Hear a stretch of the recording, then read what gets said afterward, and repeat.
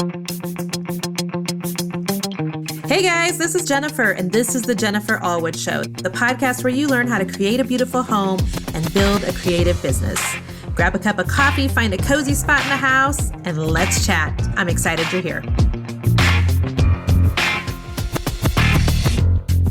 Hey guys, just want to let you know that this week's podcast is sponsored by the Booth Conference, which is a 2-day event in Memphis, Tennessee on January the 23rd and 24th, focusing exclusively on helping business owners who sell out of a booth, mall, or market. So I was at the Booth Conference last year. What an amazing environment to encourage one another, network, and learn from experts and influencers who can help your booth business grow. You can go to the Booth Business Facebook page to register and get more information. Well, hello, everyone. Welcome back to the podcast. I'm super excited, as always, to have you here again this week and to be able to chat with you about all things businessy. So this week, we're going to be discussing how every single business started out small. And while that doesn't sound like a real sexy topic, I've had several things just kind of, come my way or things I've heard people say in the last recent weeks. And I've thought, gosh, it's just, I think sometimes business owners see a successful business and they forget that person started out with just 5 or 10 followers. That person started out with no email list. That person started out with no blog followers. They started out with zero income too. And so I want to talk about that this week. And I heard something recently that a pastor at my church, Pastor Kurt, said, and he said, "Don't let the start stop you." And I thought, wow, that's really good. Like I wrote it down in the notes in my phone, like any good church girl would do, and so wrote that down. Don't let the start stop you. And I thought I'm going to share that with my entrepreneur friends because I think so often we get discouraged right from the beginning. And that discouragement is the thing that will hold us up from even starting. And so then I was on Instagram just shortly after that. And if you don't follow me on Instagram, then you probably didn't see this, but I shared a quote from Brendan Burchard. And Brendan is a genius business person. He's an author, just really highly regarded in our space. And Brendan's quote was this, and this is what I shared to my Instagram stories. "You're not scared to start your dream. You're embarrassed to be seen as starting small." And I thought, whoa, is that not the truth? Like in a world where people have millions of Facebook followers, it is hard to start a Facebook page at zero. In a world where, we have 14-year-olds with 50,000 followers on Instagram, it is hard to start at zero. So first of all, I just wanted to acknowledge that I know the beginning is hard. But then what happened that really made me think, I'm going to do a podcast episode about this, and we're going to keep this one really short and sweet and just right to the point. But I had someone who is new to my inner circle. They're new to my coaching group, and we had several live calls in the last week. And she was asking on a live call this week with me, "Jennifer, what do I do when no one shows up on my Facebook Lives? Or, I only have a couple people and they may or may not comment. It's like, it's so embarrassing." And so I kind of wanted to talk just to that particular situation and just starting small in business in general. All right. And so here's what I want to tell you that I told that girl. First of all, every single one of us starts small. None of us started with 100,000 followers. Nobody started with 10,000 or even 10. Everybody starts at 1. And that is just kind of the name of the game. I love my mentor, Stu McLaren's quote that the best time to plant a tree is today, meaning, okay, it's hard to start at zero today. I know it is. But you could start today and have a couple by tomorrow, or you can start tomorrow and you're back at zero. You know what I mean? So it's the best time is to start today. Take comfort in knowing we all started at zero. And I wanted to tell you another thing, that I love the Bible scripture in Zechariah 4:10 that says, "Do not despise small beginnings." It's almost like God knew that there would be people who would be like, the start is so hard. The start is so hard. The beginning, being small, being seen small, being viewed as small, feeling small, that could be an issue. So I love that particular Bible verse. But there's one more that I want to attach to that for those of you who are people of faith. In Luke 16, it says to be faithful with little in order to be given much. So here's what I told that lady in my inner circle who was saying, "I hear what you're saying, Jennifer, about the power of doing Facebook Lives. And I believe you. I believe you, Jen, when you say, if you'll do a Facebook Live, you'll get a 6 times reach on that, regardless of how good it is, Facebook will give you 6 times the reach on that post that it would on a regular post or a pre-recorded video. So I believe you about the Facebook Live, and yet nobody shows up. So this is what I told her. I said, sweetie, if nobody shows up, then you get the gift of being able to practice in front of not a lot of people. You get the gift of being able to really master speaking and kind of the cadence of what a Facebook Live should look like. You get to kind of get the wiggles out. This is what I tell our toddler. You get to get the wiggles out because you're doing it in front of 0 or very few people. You get to practice and overcome that fear without a whole lot of people watching you. I can remember when I did my first Facebook Live, and I probably had over 200,000 Facebook fans at the time.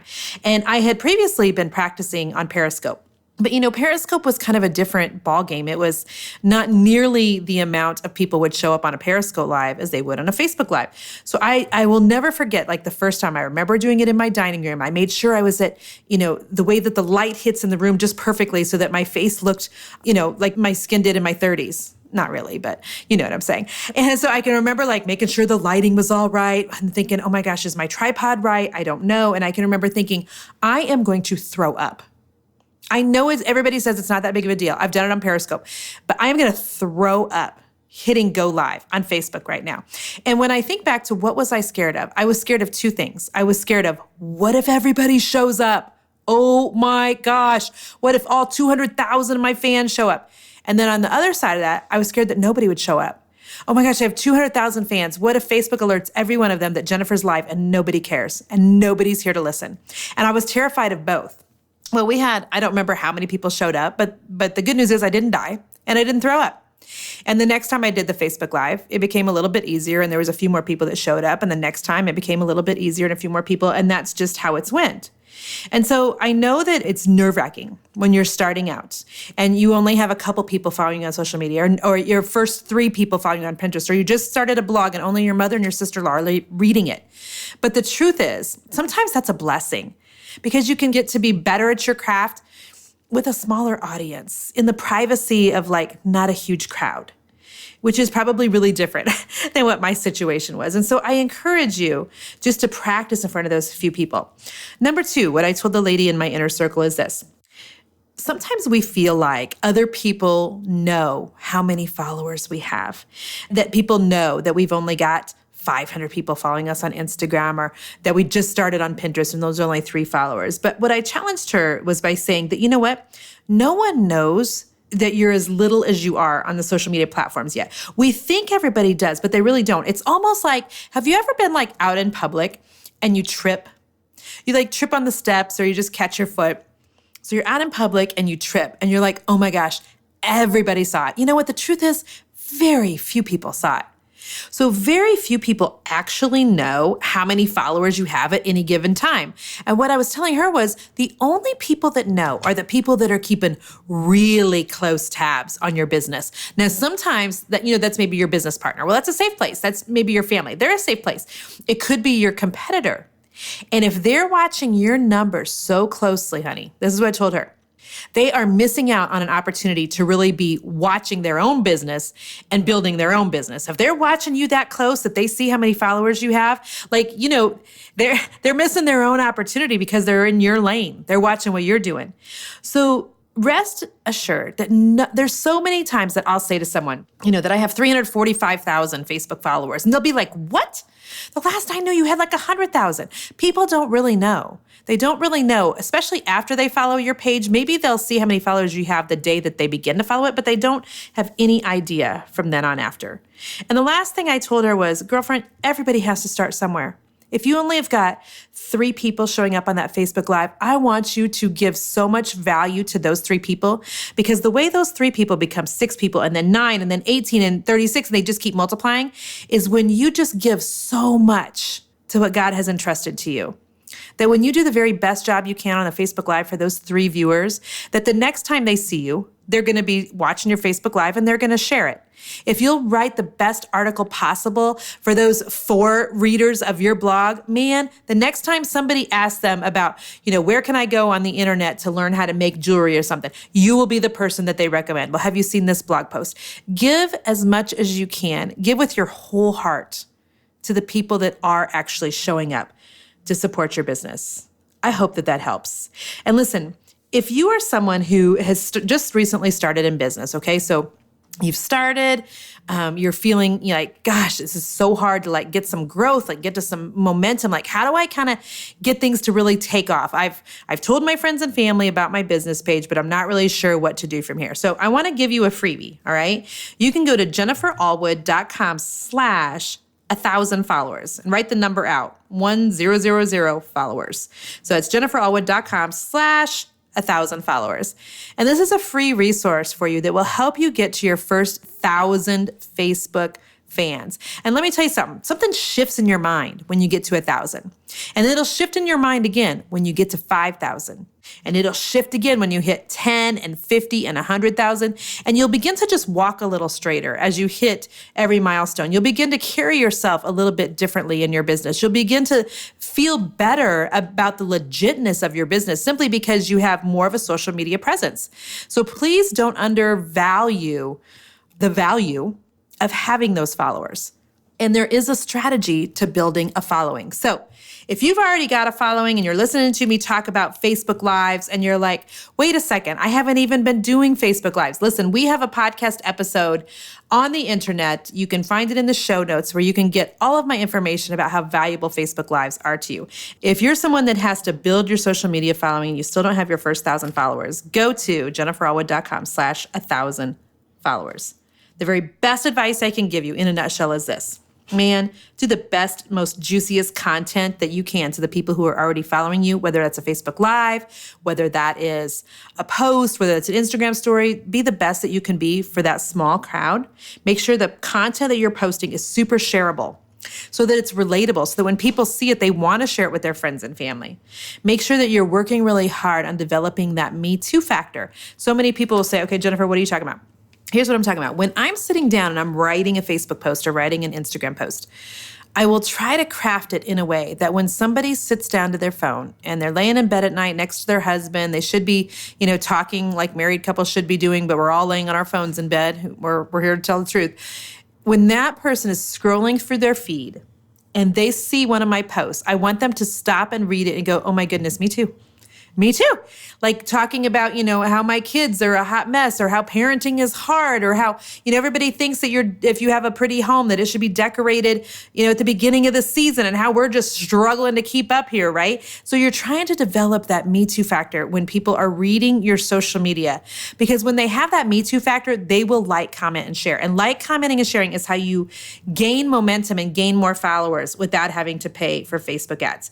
And the third piece of best advice I can give you, so number one is give juicy content that's super shareable. Number two, develop that Me Too factor. And number three, go live. Go live on your Facebook page. All of those things are going to help you get to your first 1,000 followers. And there's a lot more ideas over on that free PDF at jenniferallwood.com/1,000 followers. So I hope that that's helpful. At the end of the day, I just want you to remember we all started small, I promise you.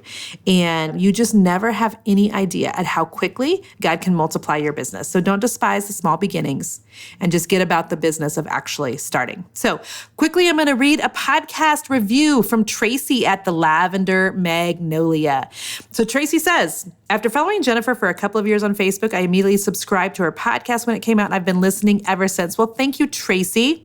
After listening to a recent podcast, I decided to join her inner circle to turn my passion into creative business. I've already learned so much in the first week. Jen, you rock. Well, listen, Tracy, you rock. And I hope your Lavender Magnolia business just absolutely goes bonkers and takes off like crazy. And I appreciate you leaving a review and just wanted to give your business a quick shout out on this podcast. So my friends, if you have a second to leave us a podcast review, those reviews matter. They really do. This is how we get podcast sponsors. This is how we go up in ratings on iTunes. And so if you have a minute just to hit the 5 stars, we've got a perfect 5-star review. So if you're going to leave anything less than a 5-star, don't even bother. We appreciate you though. But if you could leave us a 5-star review, or better yet, just write out a couple words, that would just bless our socks off. All right. So thank you, my friends, for being here again this week. Thank you for sharing this podcast with people that you know and love. We appreciate you so very much. And until next week, I hope you'll stay creative. Bye-bye.